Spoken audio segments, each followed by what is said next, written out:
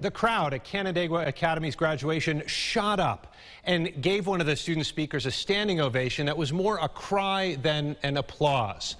He was simply telling his story, a story that begins with two brothers in Aleppo, Syria, many years ago, when a bomb struck their home as they slept.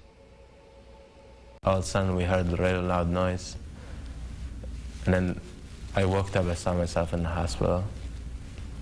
And then I realized that I lost my fingers in the war and the bomb at my house. And I looked for my family. I only saw my brother Hamza and my dad. And then I looked for them, for my other half family. I couldn't find them. Asma was missing, and Abdul and Neslihan, and my mom Dalal, she was missing.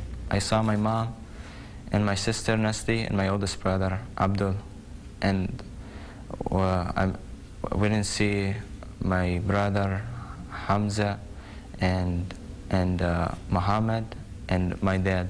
Three of them were missing. My hand keep getting infected because of the shrapnel. We heard some people saying if you want to go to Turkey, people help you a lot. They were forced to begin that journey without the other half of their family. But that other half, they too had their sights set on Turkey. There's a random guy, we don't know him, but he said, you guys gotta pay me money and I'll make you cross the border to go to Turkey. So we literally crawling and following the guy, and there's we were behind him, everyone's just looking at him, following him to cross the border. My hand healed after me being in Turkey. I started working as a mechanic, helping people pick up tools, clean after them. All of a sudden I see one kid walked in the shop. He only spoke Arabic. So my boss called me over to translate. So I went in there to translate. Okay, I'm looking for a job, I want to work here, what's your name? And okay, my name's Athman. And I was like, oh, he opened his eyes, okay, he started asking me more questions. I told him my name is Fuad. He said, no, you're lying. And then he said, I don't look like Fuad anymore. I was very shocked. I was like, oh my God, no way.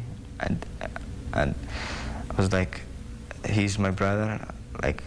I started tearing. I was like, no way. At the same time, I was very happy. It was the happiest moment in my life. It's such a miracle. I remember it was the longest day I've seen my family all crying, literally. Happiness, they were very happy too.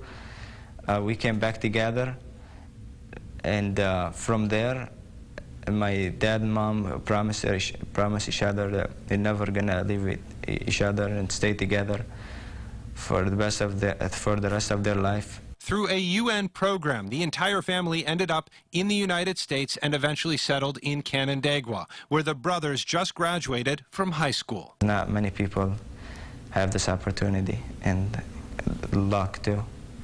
Very lucky.